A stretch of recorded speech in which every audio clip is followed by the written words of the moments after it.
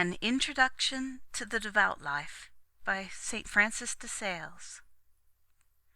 Book 3, Chapter 31.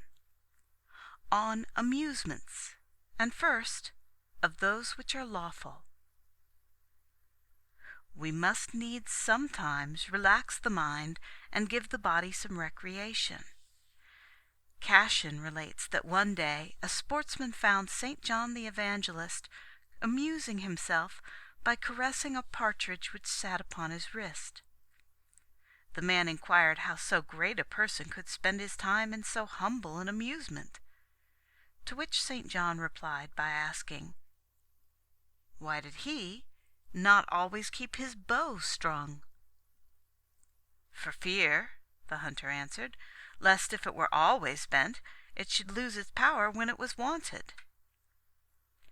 "Then do not mind," rejoined the apostle, "if I sometimes relax the strict application of my mind to seek some recreation, so that I may return with more energy to contemplation."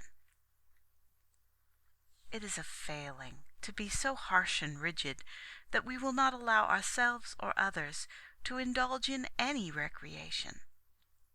Air and exercise, cheerful games, music, field sports, and the like, are such innocent amusements that they only require to be used with ordinary discretion, which confines all things to their fitting time, place, and degree.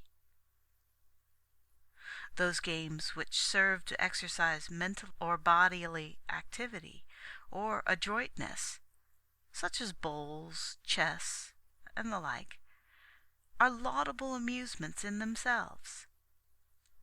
You must of course guard against excess, either in the time they engross or the importance given them, for if you devote too much time they cease to be recreations and become occupations. You do not refresh the mind or body. On the contrary, you overpower and stun both. After playing 5 or 6 hours at chess, the mind is tired and exhausted, and a long time spent in any active games, instead of invigorating the body, wearies it. If the interest of the game is too deep, it produces over-anxiety. Moreover, it is not well to attach great importance to such things as dexterity and skill in any mere game. Especially avoid attaching yourself to them, for however allowable such things are as amusements, they become evils directly as they absorb the heart. I do not mean that you may not lawfully take pleasure in your amusement, otherwise it wouldn't be a recreation. But you must not be devoted to it, or eager or absorbed in it. Chapter 32. Of Forbidden Games. Dice, cards, and similar games, in which success depends chiefly on chance, i.e., gambling, are not only dangerous amusements like dancing, but actually and naturally bad and blamable, for which reason they are forbidden both by civil and ecclesiastical law. Do you ask where the great harm is? The winner in such games does not win by his deserts, but according to chance, and the luck which often falls to those who have exercised neither skill nor industry, and this is contrary to reason. You will answer that such is taken for granted and understood. Well then, you are not dealing unfairly, but it does not alter the fact. Your understanding and your game are alike unreasonable. For gain, which should be the reward of industry, becomes the reward of luck, which can deserve no reward, since it is in no way dependent upon us. And although these games are called recreations, they are in truth most earnest occupations. Is it not an occupation to keep the mind stretched to a close and continual attention, disturbed by incessant disquiet, apprehension, and excitement? Is any engrossment more dreary, sombre, and melancholy than that of a gamester? If you do but talk, or laugh, or cough, you distract him. Furthermore, the only gratification in play is to win. And is not that an unrighteous gratification which can only be obtained by the loss and hurt of another? Surely such joy is iniquitous. The great King St. Louis, hearing that his brother the Comte d'Anjou and Walter de Nemours were gambling, rose from his sick bed and went with faltering steps to their apartment, where he rebuked them sharply, throwing their dice and part of their money out the window into the sea. And the holy and chaste damsel Sarah, speaking in prayer to God of her innocence, said, Thou knowest, O Lord, that never have I joined myself with them that play. Chapter 33. Of balls and recreations, which are lawful but dangerous.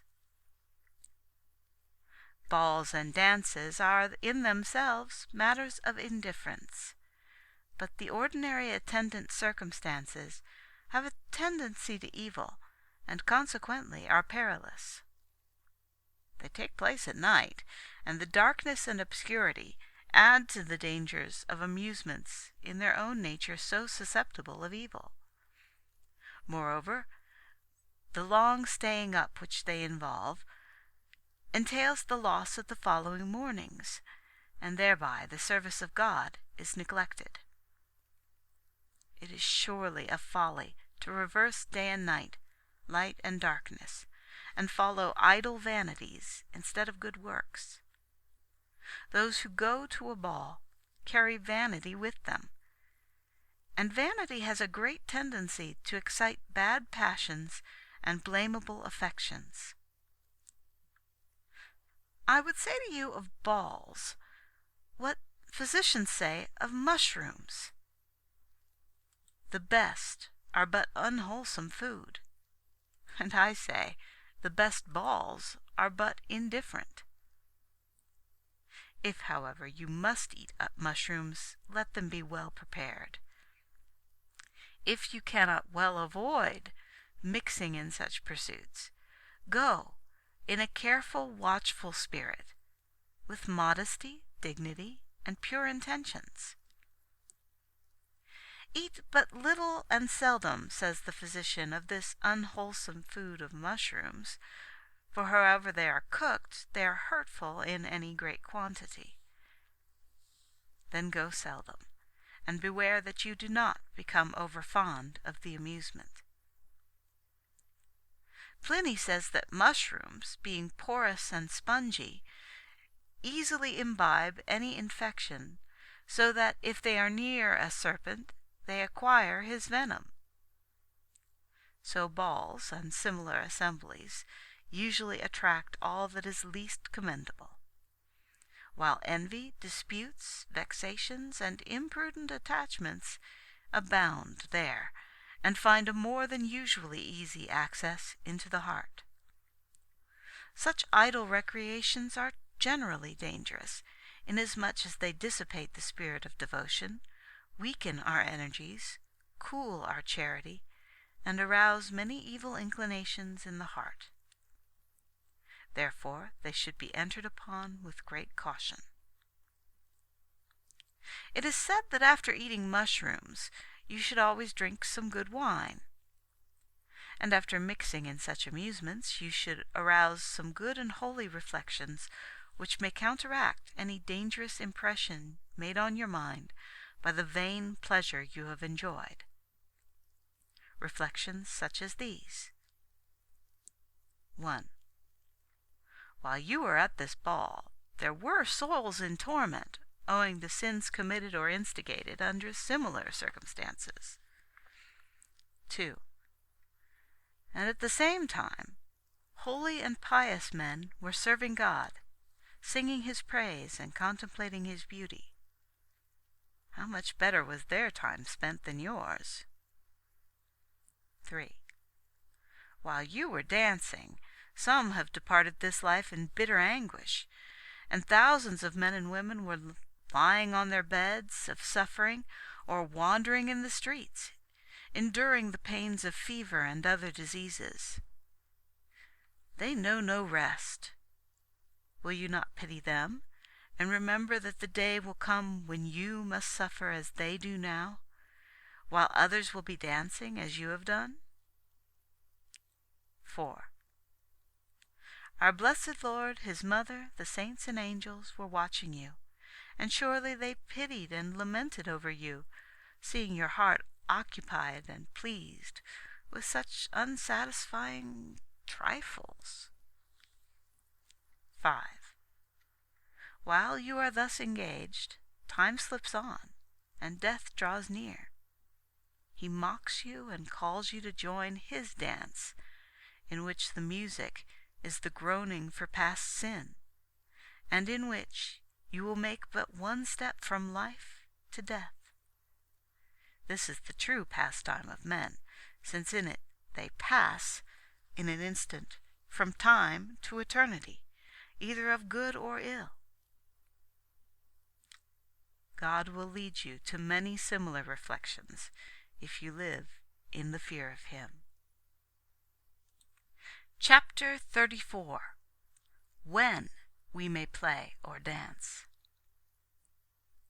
Lawful games and dances must be matter of recreation only, and not of interest, occupying but a short time, and that rarely. If they are habitual, they will become an occupation. You ask when we may adopt them? The seasons for such ordinary diversions are more frequent, those for others very rare, inasmuch as they are more blamable and dangerous.